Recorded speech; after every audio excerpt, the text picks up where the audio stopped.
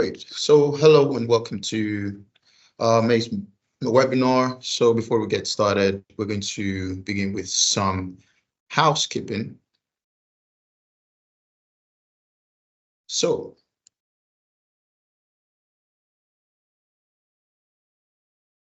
today's session is being recorded and will be shared with all registrants later this week.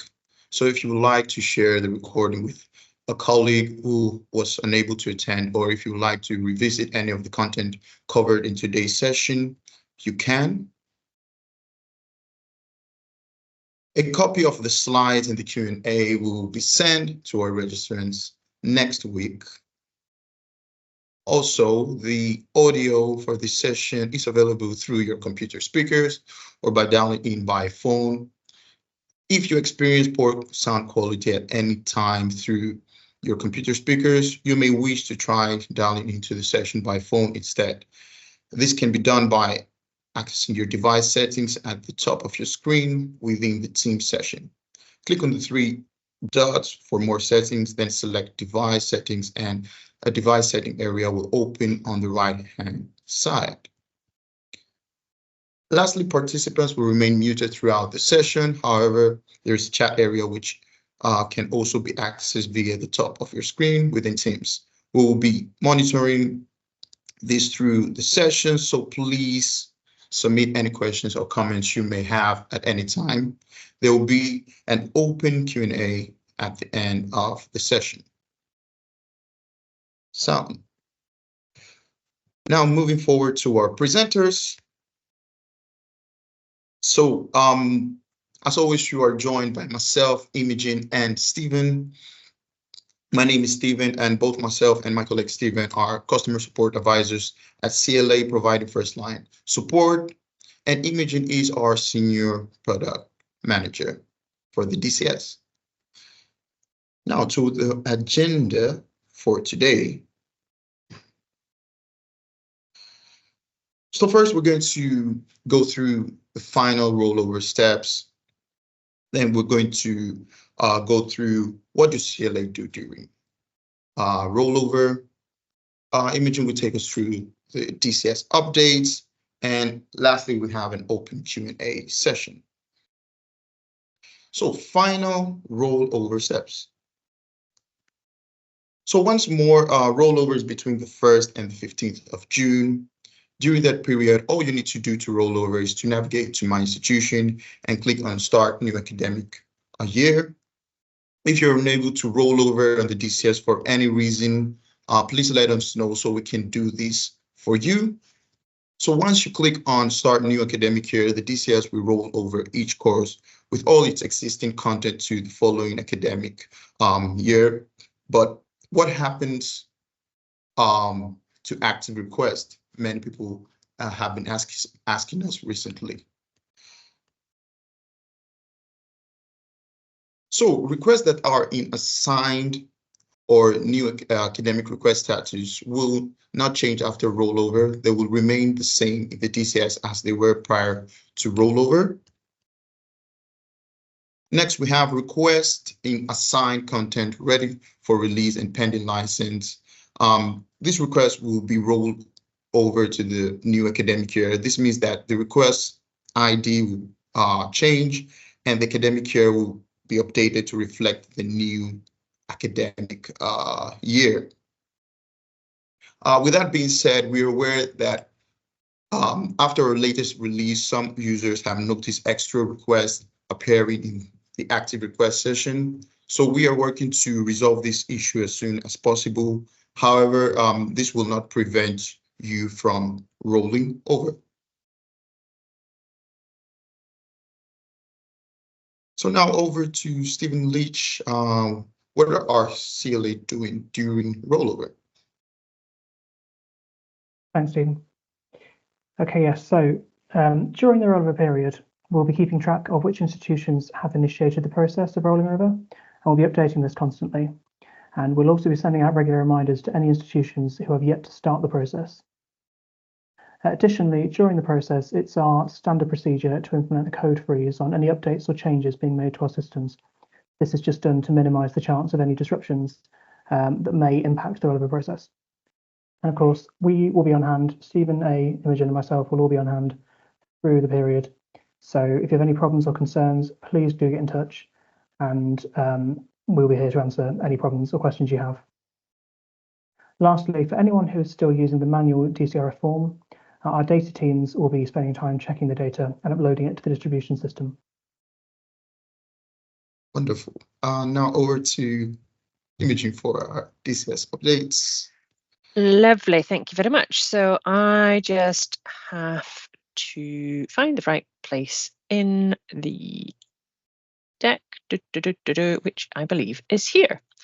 Can you just confirm that I'm sharing the right screen, please? Yes. Marvelous, thank you very much. Great, well, so updates, what has been happening? Well, we have just last week finally had our latest release, and the first thing there was adding filters to the active requests table. So this is a follow-on to the filters in the completed request table that we released earlier in the year.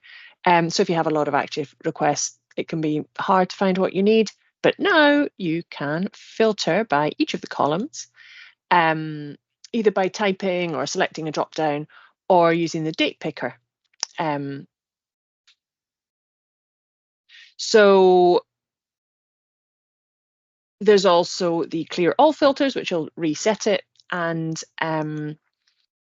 the system will remember your filters, so when you go out and come back, it'll still be there. So if you really only need to look at, I don't know, new academic requests, then that's all you'll see.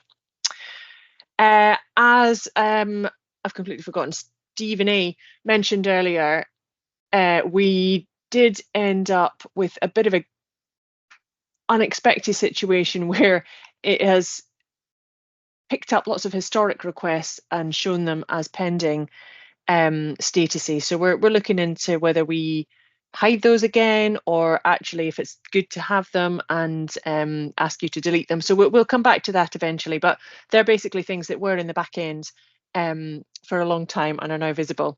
So yeah, bear with us. In the meantime, you can just filter them out. Good. Next up, we have our request change working again. So this is where if you want to make a change to the metadata, you can usually just click a button and send a message. We made some security updates and it wasn't working because it thought that it picked up that it was a spoof email address, because we would kind of mimic your email address to send it to Zendesk. So we've made the changes where it will CC you. So that is all working again, and the messages are definitely getting through, which is what I've just talked about there. Finally, on here, we were working on updating the way that our system works with OCLC.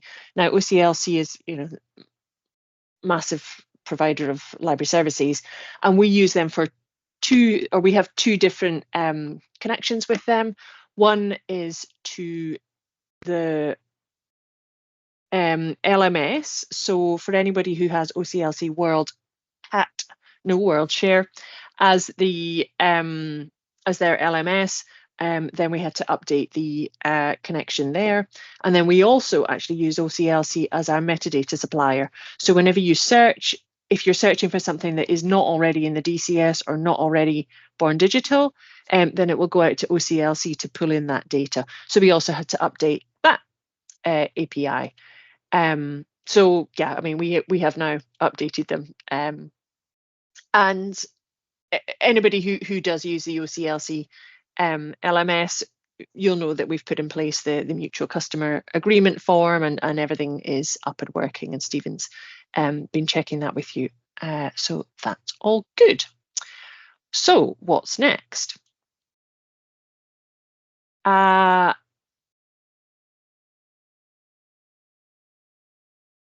Yes, sorry, I was expecting the next slide to come up and not this one. Right, okay, so what's next?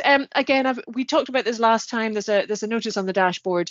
Following last year's kind of data purge, I think we called it, where we cleared out a lot of the historic content in the DCS, we'll be doing the same ahead of rollover. So we have now committed to having, I think, 5 years, academic years worth of requests on there.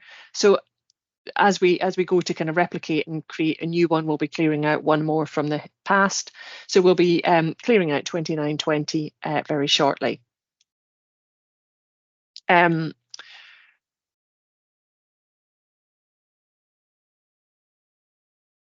Just to note that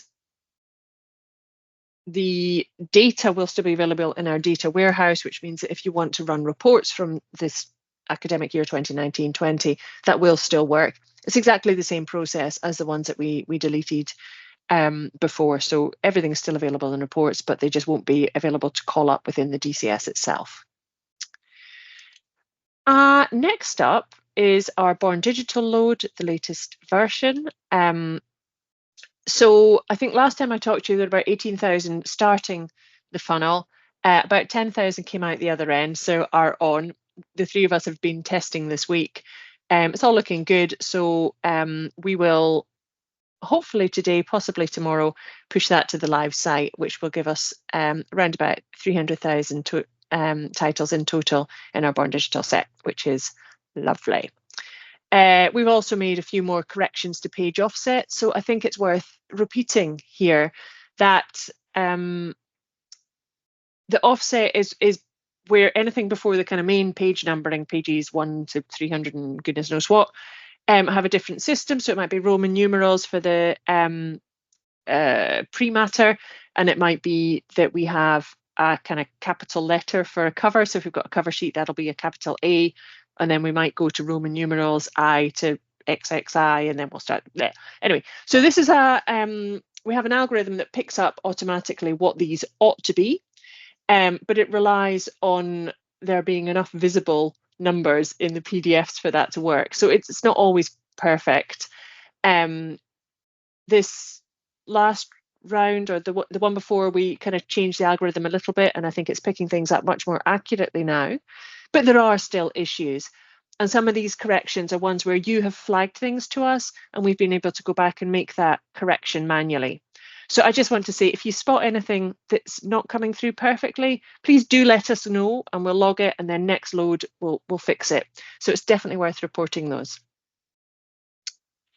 And finally, of course, we have our rollover code freeze. So Stephen L was talking about that. Between the 1st and the 15th, that we'll do no changes at all to the code, just to make sure that everything is settled and there's no disruption as you roll over into the new academic year. So what will be coming next then? I also wanted to look ahead a little bit further. The first thing I'm sure you'll be delighted to know is EHES is coming back. So the British Library are now ready to start, but it's going to be in a manual way. They're actually, I mean, the cyber attack was really severe, and they're having to rebuild all of their systems from scratch. So that means we can't go back to our full integration with the API, but they are going to be having a kind of manual version. So we're looking right at the moment about how we make that as easy as possible for you. So how can we have the DCS work as a sort of intermediary? We're working on it at the moment. I've got another, I want to ask you some questions actually on that in just a second. But finally, on the kind of overall agreement, they're going to send us a lot of, before it broke, we were getting comments about the PDF quality being possibly too much compressed. So actually it wasn't really allowing as much accessibility, as many accessibility features as we would have liked to be in there. So what we've agreed at the moment is they'll send uncompressed files. So that means that you'll be able to process them as you need to. All of the data will be captured, and you can do whatever you need. So the files will be larger, but they'll be high quality kind of raw scans. So this is where I am really hoping for, oh no, I haven't moved it forward. Sorry. This is where I'm hoping for some help from you. So if you don't use EHES, then don't worry about it. Don't tell me no. But if you do use EHES, or you did before it broke, please could I ask you to go into the chat. This is just going to help us get a sense of the priorities when we work out this manual process. As I say, this is an interim process. We will be able to do the integration eventually. So I don't want to go in and kind of do lots of complex code changes, because we'll have to go back to the current state, hopefully in the not too distant future. So we're trying to keep it a kind of light touch, as little intervention as possible, but I need to know what the critical things are for you. So could I ask you to use the chat, please? And I mean, you could just do, 1A or 2 no or 3 yes, that kind of answer. If you don't use it, no, this is all about our CLA API, Rona. So if you don't use it, that's fine. But if you use EHES through DCS, please let us know what's important.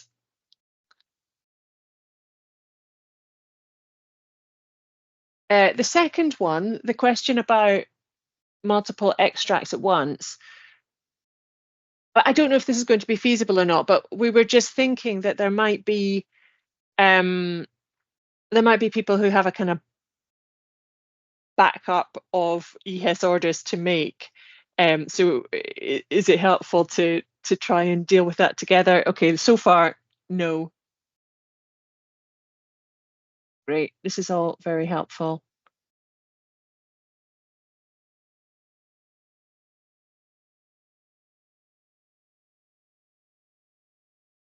Yeah, the reporting I think is going to be the most complex part, because if it's not running through the API, it's hard for us to work out how to get that data in so it reports in the same way. Okay, so we need to make sure that we can get the report information. Okay.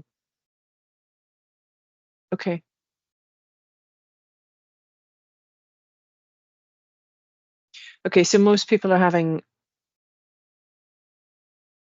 you need the info, but maybe not necessarily in exactly the same form. Great. And labeled at source, yes, no, yes. Okay. Okay, great. Then looking further ahead,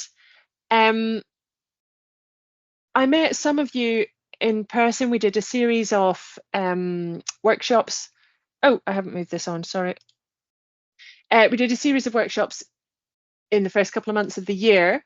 And then following that, these are the areas I think that we need to look into in more detail, work through exactly what we would like to do within the DCS to kind of make more of these areas. So the next request is, if you would like to, and you'd be willing to help kind of work through some of these in more detail, please could you go to this QR code and or link, which I will just pop in the chat, and let me know which kind of topics you would be interested in working with us on. So it's not obligatory, nobody has to at all, but if you have a particular interest in, say, the way that data shows up, or the integration with your reading list system, and there's actually a separate one there for Leganto and Talus.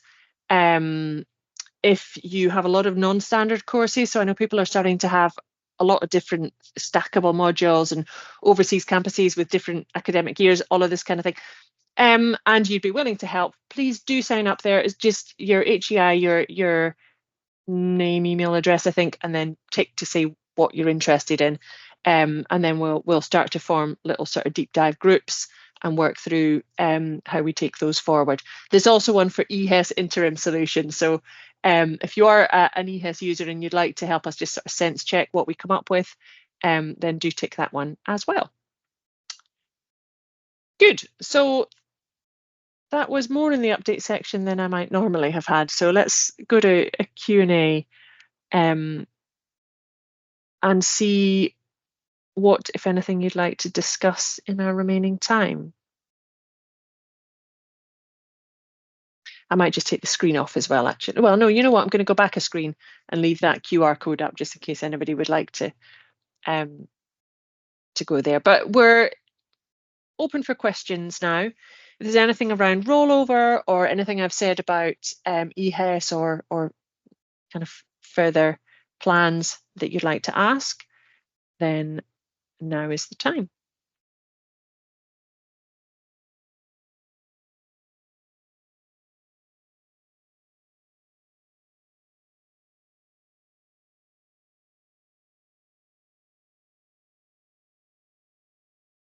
Oh, haha, Laura, good question. When I said no code changes, does this mean we can't make changes to course code? No, no, no, no, no. I mean the platform code. I mean our developers. I just mean that we won't do anything behind the scenes. No, no, you do what you need to do. But I just mean that if we're making changes behind the scenes at the same time as you're rolling over, then it could cause problems. So yeah. Do we think EHES will be up and running for the start of the new term? Right, good question. This has to be. So our semi-automated Wizard of Oz version, yes. The fully automated, no.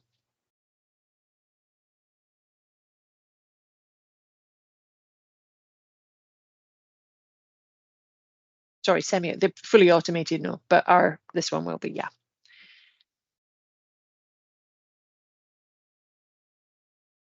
Anything else for May?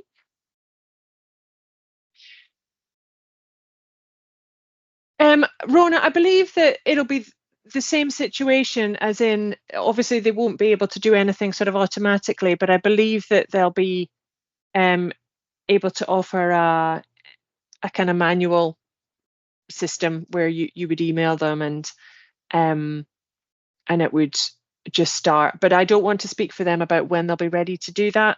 But as I understand it, then yeah, it'll be similar.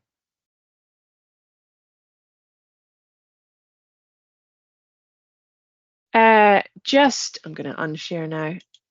Will that include copyright clearances? Yes, yeah, it's the EHES service as a whole. I don't actually know how to unshare, so I won't. I'll just go here. Yeah, it'll be copyright fee paid and or outsourced scan. Yeah.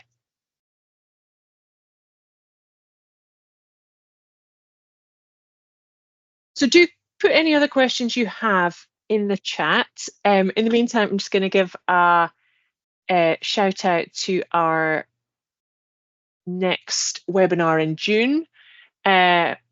We will be bringing a colleague from our data team who's going to talk about what happens to all this data you send us after we roll over, because I'm not sure that we often talk about that really. So I thought it might be interesting for you to hear what happens with all that data next. Right, a couple more questions. Is there any progress on being able to pay the copyright fee? Okay, copyright fee paid copy within the DCS.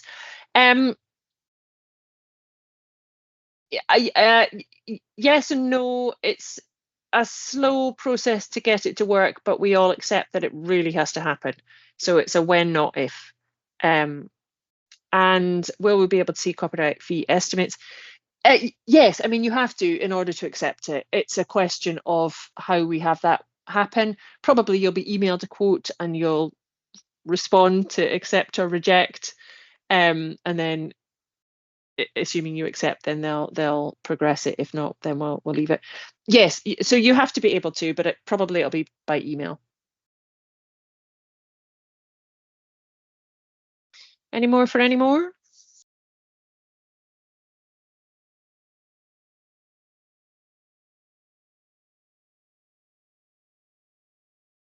Rona, for EHES in its Wizard of Oz form.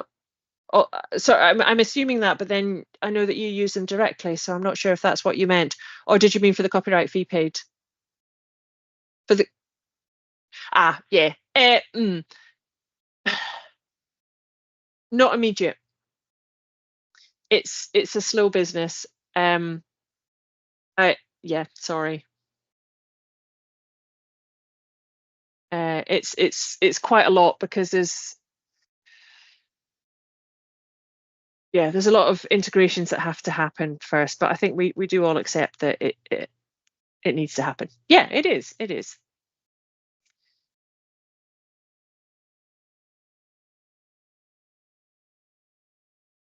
Exciting. Well, it's exciting times all round. It's yeah, what a week. Oh yes, absolutely. Sorry. There we go. There's also sorry, Matt was asking to see the